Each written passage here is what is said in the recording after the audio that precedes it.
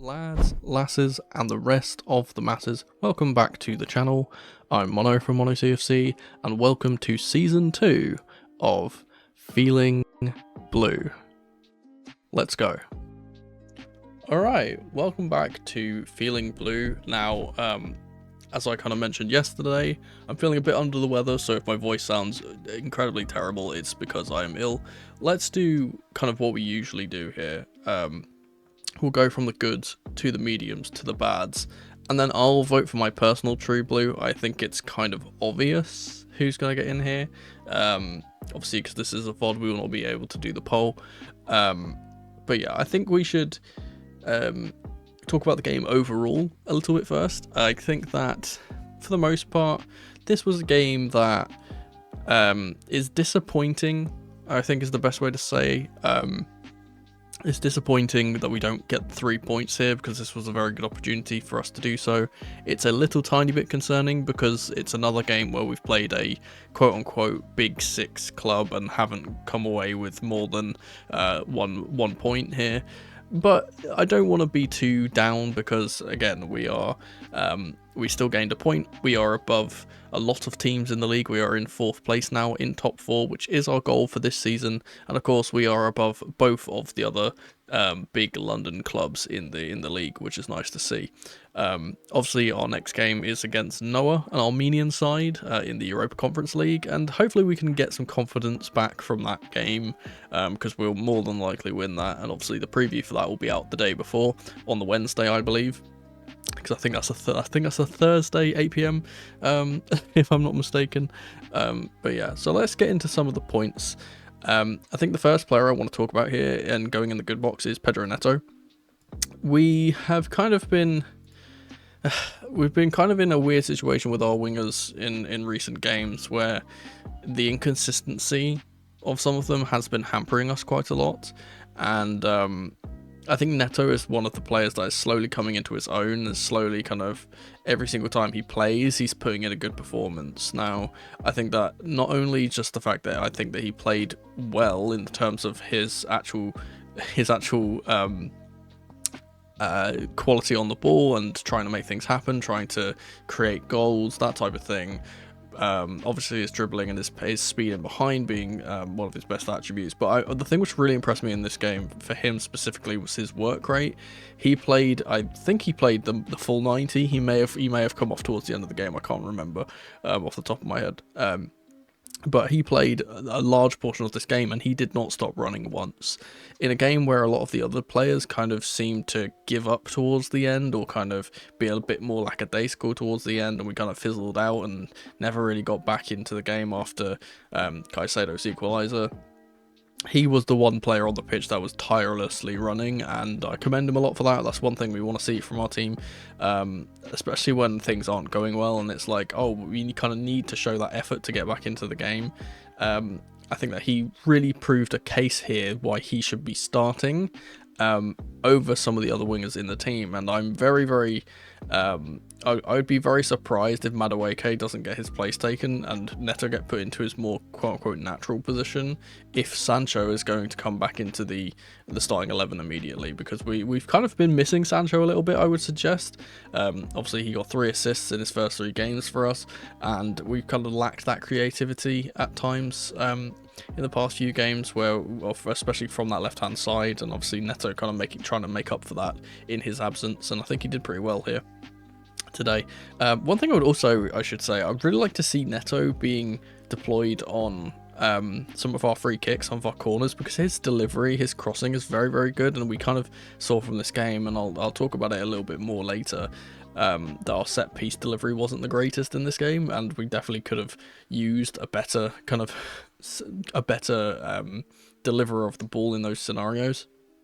Let's move into one of the medium boxes, and I'm going to talk about something that I always don't like talking about, but it seems to come up in every single game nowadays, and I'm going to be giving a medium to the referees. I'm putting them in medium, and this is the second time in a row that I've been putting the refs in medium, I think. And there is a case for them being in bad, but I think overall the referees weren't that bad. I think they were okay, but there were some very, very major decisions that went against us in this game, which I think are, quite frankly, unacceptable. The first one, and the most important one to me, and the one which I want to point out the most, because this is something that I truly hate, is when referees do not protect the players. We saw not only an absolute horrific tackle from Lisandro Martinez towards the end of the game, which should have been a straight red card. I have no clue why it's not a straight red card. I have no clue why VAR has not told the referee to go to the screen and look at this, because it's knee height. There is no intention of him going for the ball. It is reckless, it is out of control, and it's downright dangerous, and it's serious foul play.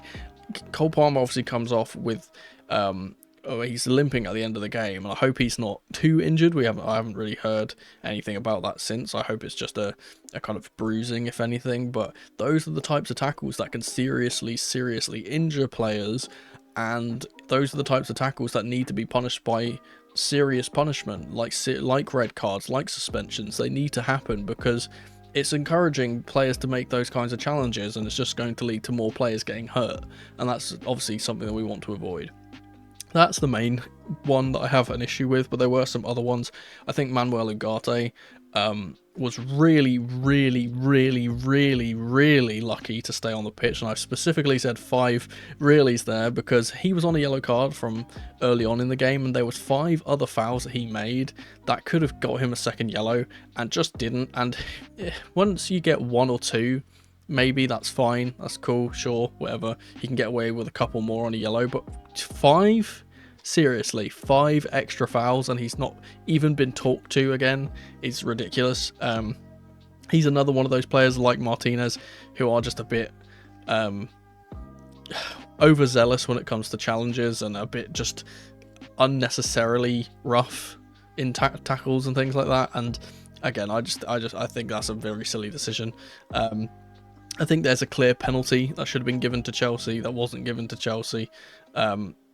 But again, for a blatant foul on, I think it's Colwill that actually gets fouled. I can't remember who gets fouled in the box. I think the penalty decision that goes against us, I think it's soft. I wouldn't say that it's not a penalty, because there is contact. I do think it's a bit soft, and I do think that Højlund was diving quite often in this game, I should say. And in fact, that actually kind of leads me on to my third and final point here for the first bad, should I say, is Robert Sanchez. I spoke about this guy in the last one. I'm going to speak about him again today. It's annoying because I think overall his performance was actually pretty solid. I think that he not only was much calmer on the ball yesterday, not only was he good at stopping shots and actually able to kind of like stop them from getting inroads that way. Even when he has a good performance like that, he just lets himself down and lets the team down with just a silly decision. And yeah, admittedly, I think it's the fault of someone else. And you know what? I'll actually throw him in here as well, because I'm going to talk about both of these kind of together. It's Fofana. I think it's Fofana's fault that Sanchez has to make this tackle in the end, even though it is unnecessary, and he could have just stood his ground and let Højlund try and shoot, and yeah, because he wasn't really gonna ever threaten us otherwise, I don't think. And we kind of saw that from this game, that United didn't really threaten us from anything other than long shots in this game. Really, they had a few chances, but not as many as us, obviously. And it's one of those things where against a team like United that are rather pragmatic and are a team that will sit back and have a solid defense and will be hard to beat and get back into the game against, just gifting them an early but the opening goal is so silly. And it's actually something that in my preview before the game, I literally said, do not give them penalties, because they have Bruno Fernandes. He will score those, and getting them a penalty will put us in the worst position possible. We are very, very lucky that we were bailed out by Caicedo and were able to get 1 point, because if we didn't have that quick response, then we probably wouldn't have got back into this game. And as we saw for the rest of the half after our equaliser, we really struggled to even get back into the game in terms of actually creating chances. And we just played very slow, and it was just not good enough, really. For Fofana, yeah, again, as I said, I think that the ball going over his head to put Højlund through is his fault. I don't think he had the greatest of games anyway, and I kind of spoke about this a little bit before, but like, this is more of just a point of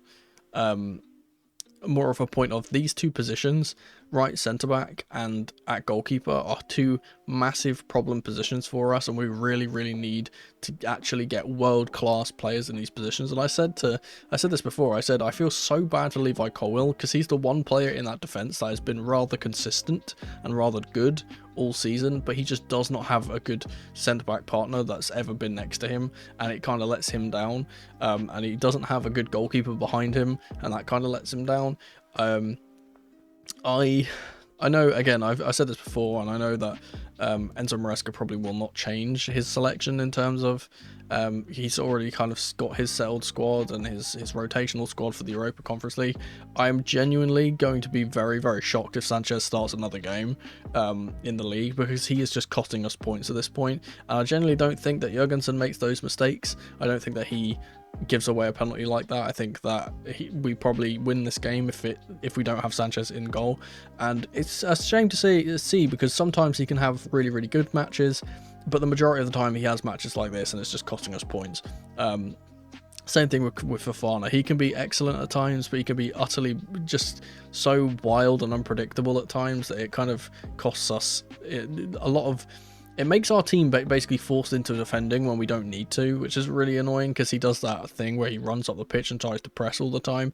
He cannot play as the central centre-back, and as we kind of saw our team change when the substitutions come on, obviously we see Malo Gusto come off, Cucurella come on, and then James swap to the right side, and that forces Fofana to go into the centre instead of Colwill, and he's just not good enough to play there. He really isn't. He doesn't have the incisive passes to play through the first line. He doesn't have the confidence on the ball to kind of spread the passes left and right, and in general he's not a good enough defender, or a more disciplined enough defender, I should say, rather than a good enough defender. I don't think it's particularly on his quality. I think it's just his qualities are elsewhere. He doesn't have the particular facilities for playing as a central centre-back and having that defensive discipline to stay in your position type of thing. He just doesn't have that in comparison to someone like Colwill, who can play that position very well.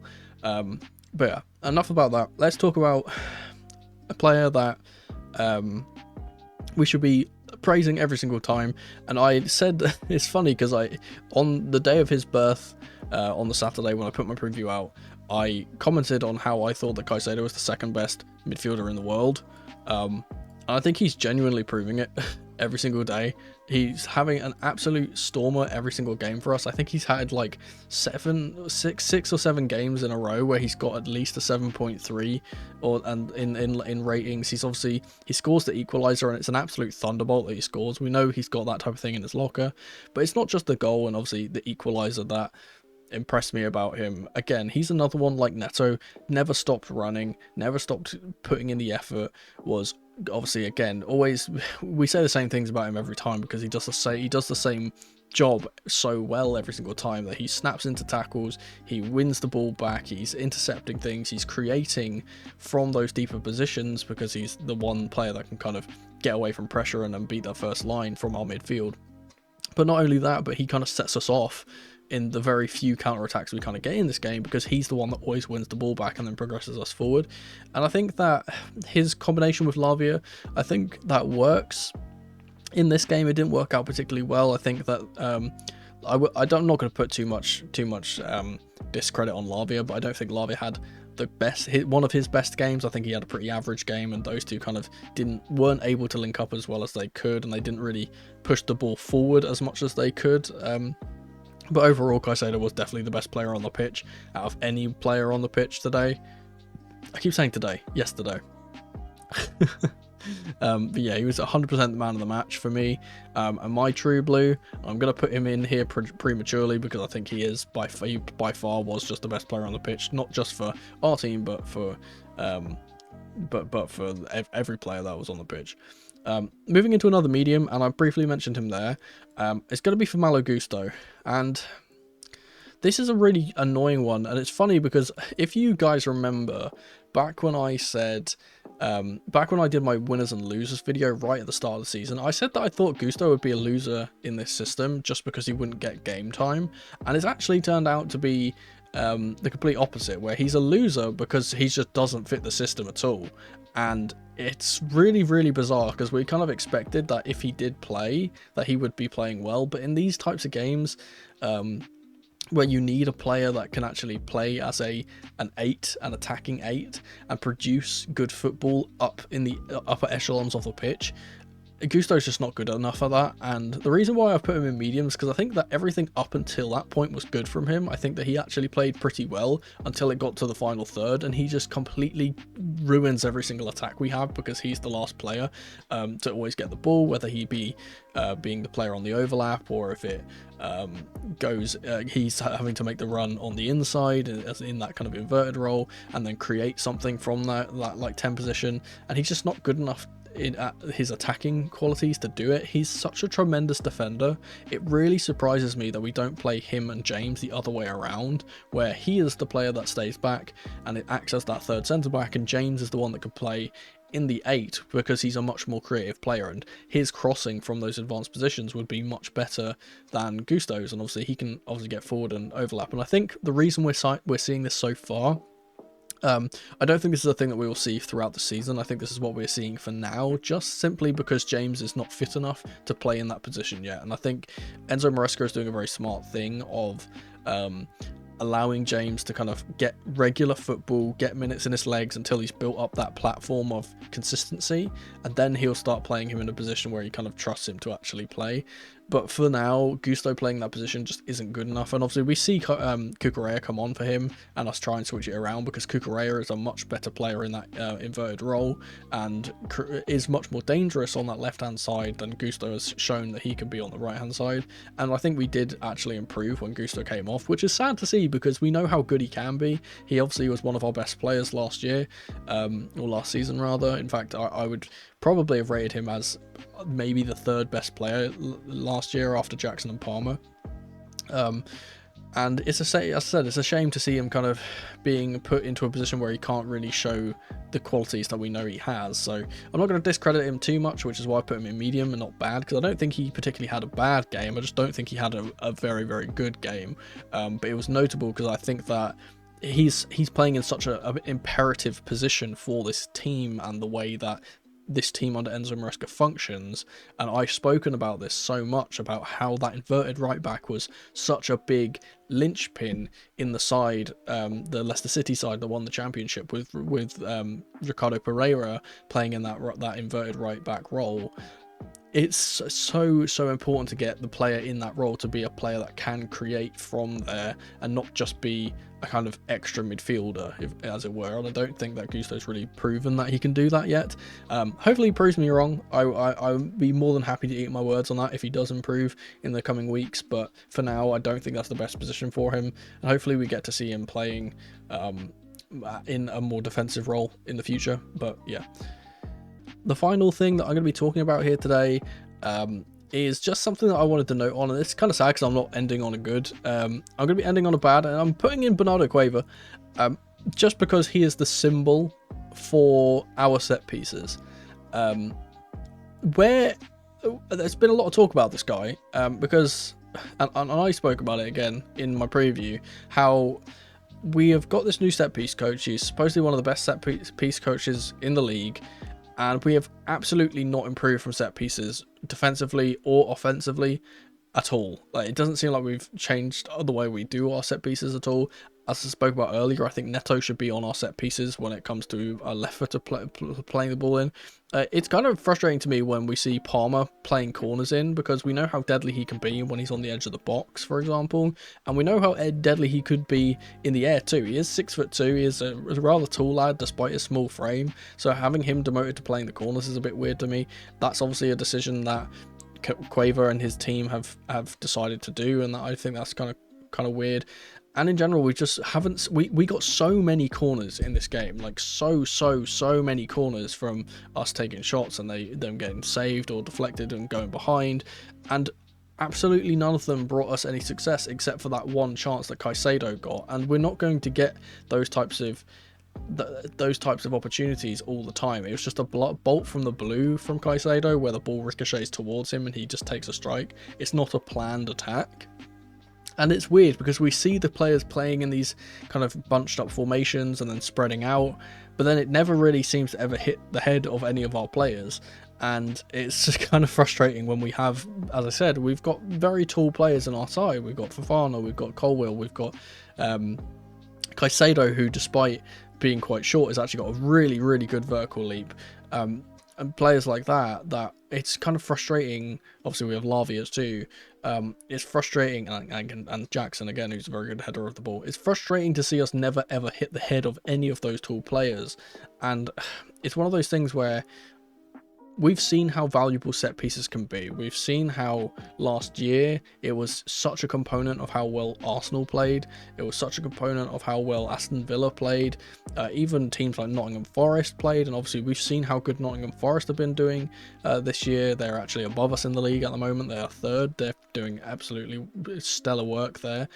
We saw when Bernardo Cueva was at Brentford how good Brentford were from set pieces, and we see how important those little moments can be, and the fact that we are just not ever getting any success from them is quite frankly just not good enough. And it's kind of weird how we had this kind of hype behind this new set piece coach coming in, and it has not changed a single damn thing.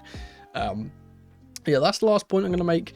I think that for the most part, as I said, if I give a summary about this game, I don't think that this is a situation where we need to panic or overreact. I see a lot of people being like, oh, we can't beat big teams anymore. To be honest, if I'm being perfectly honest, United are not a big team in their current situation. They are a lower table side, and they played like one, if I'm being honest. And I'm not going to put too much credit into it. Not going to put too much stock into the fact that we didn't win this game, because again, like the other two losses that we've had are to Liverpool and City, who are genuinely world-class teams, and I'm not going to take that away when we are a team that is still in transition. We are not the finished article yet. We have a very young squad, and we are pretty much just aiming to try and get into the top four, not to challenge for the title, maybe get a cup along the way.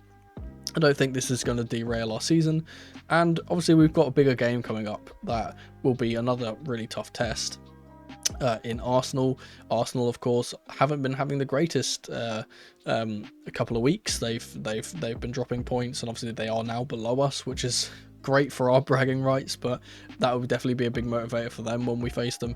Hopefully we can go to that game and get a result there instead. As I said, the next video will be out on the Wednesday, I believe. It will be on the day before, or either the morning of the game against Noah in the Europa Conference League. As I said, I usually put those out the day before, but if I can't, then it'll be on the morning of. I think it's, as I said, it's an 8 PM kickoff, so I usually put them out. For those late kickoffs, I can always put them out in the morning if I need to. But yeah, thank you guys for sticking by again, and again, apologies for this being kind of late. As you could probably tell and hear, I'm feeling right in the dump, so I couldn't get this out yesterday because I was just a bit too sick to kind of do this, but I had to get this video out at some point, and this morning was kind of when I could or this afternoon rather, is when I could actually get out. So as I said, thank you guys for all the support. We are 1,500 subscribers away from the big 20k, so if you could subscribe, I would very much appreciate that. Leave a like on the video as always, and yeah, I'll hit the outro. Cheers. And that was just my Feeling Blue match review for this game. I hope to see you here for the next one. But if you can't wait until then, YouTube reckons you'll enjoy one of these two videos on screen in the meantime. Thank you guys so much for watching as ever, and remember, in the rain or in the dry, keep that blue flag flying high. Come on, you Blues.